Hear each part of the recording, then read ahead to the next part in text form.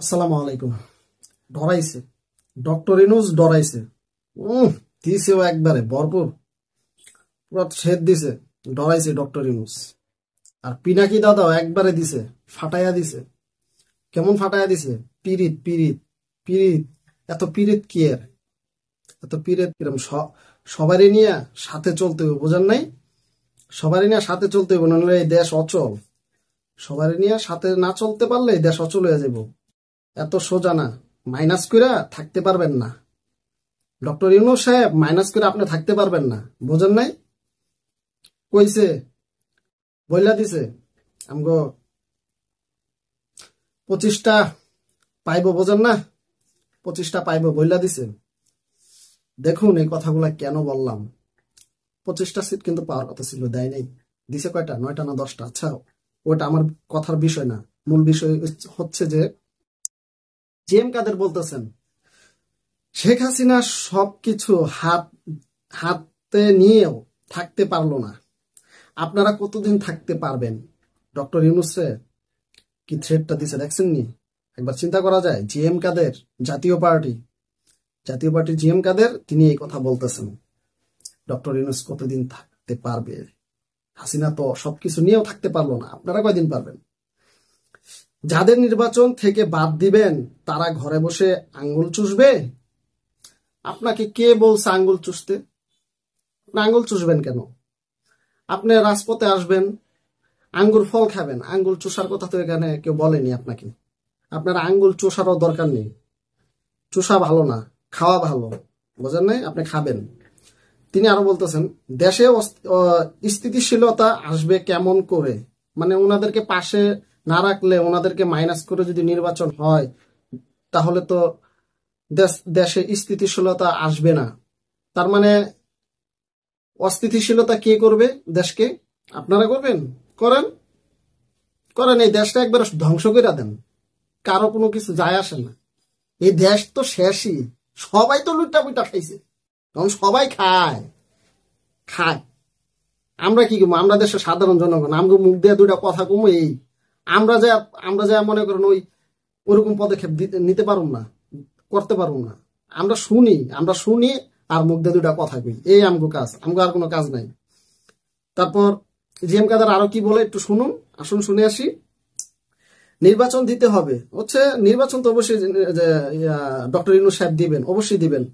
সবাইকে সাথে নিয়ে চলতে হবে। হ্যাঁ, সবাইকে সাথে নিয়ে চলতে হবে। তিনি বলতেছেন সবাইকে সাথে নিয়ে চলতে হবে, চলুক। তো আমগো পিনাকি দাদা কি করছে? ফাটায়া দিছে, বললাম না? পিনাকি দাদা ফাটায়া দিছে, পুরা পুরা ফাটায়া দিছে। কি ফাটায়া দিছে? প্রেম। এত প্রেম জেম কাদেরের লগে জাতীয় পার্টির সাথে এত প্রেম কিসের? আসুন একটু শুনি পিনাকি দাদা কি বলছেন। আমাদের অনলাইন অ্যাক্টিভিস্ট পিনাকি দাদা, যে কিনা দিনে রাইতে 24 ঘন্টায় সবাইকে জয় বাংলা করতে সক্ষম হয়েছে তার কথা দিয়ে। দেখি এখন জিএম কাদেরকে কিভাবে জয় বাংলা করলো, একটু শুনে নি। এরে বাইরে রাখা হইছে জন্য ফাল পারতেছে, বুঝেন নাই? এরে এতদিন প্যাকেট না করার কারণ কি? প্রশ্ন রাখছেন আমাদের পিনাকি দাদা, অনলাইন অ্যাক্টিভিস্ট পিনাকি দাদা, যিনি কিনা আওয়ামী লীগকে জয় বাংলা করতে সক্ষম হয়েছে। সেই দাদা প্রশ্ন রাখছে যে জিএম কাদের এবং জাতীয় পার্টিকে বাইরে রাখছে কি? এখনো প্যাকেট করলো না কেন? পিনাকি দাদা আরো বলেন, কার লগে প্রেম আছে এর? জিএম কাদের লগে প্রেম আছে কার? যার কারণে জিএম কাদের এখনো বাইরে, জিএম কাদের নেতারা এখনো বাইরে, কর্মীরা বাইরে। এরা মানে পিনাকি দাদা বোঝাচ্ছে যে এরা তো এতদিন শেখ হাসিনার মদতপুষ্ট নিয়ে তো তারা চলাফেরা করছে। আর 15 থেকে 16 বছর এই শেখ হাসিনাকে তো জাতীয় পার্টি জিএম কাদের এরাই তো টিকিয়ে রাখছিল। এই কারণে পিনাকি দাদা বলছে যে এরা প্যাকেট এখনো করলো না কেন? এরা বাইরে কেডা রাখছে? কার সাথে আর প্রেম আছে? প্রেম কার সাথে আছে এটা জনগণ, দেশের জনগণ, আপনারা যারা ভিডিওটা দেখবেন আপনারাই বলবেন। এই জায়গায় আর অগ্রিম কোনো কথা বলে লাভ নেই। এটা আপনারা মতামত কমেন্ট বক্সে জানান যে এর সাথে কার প্রেম আছে। আর শেখ হাসিনা তো হাতে নিয়ে ক্ষমতা থাকতে পারে নাই। আর ডক্টর ইউনূস সবাইরে নিয়েই তো এখন দেশ চালাইতেছে। কথা বুঝছেন? উনি বলতেছেন, জিএম কাদের বলতেছেন যে শেখ হাসিনা সবকিছু হাতে নিয়েই থাকতে পারলো না। আপনারা কতদিন থাকতে পারবেন? যাদের নির্বাচন থেকে বাদ দিবেন তারা ঘরে বসে আঙ্গুল চুষবে? দেশ স্থিতিশীলতা আসবে কেমন করে?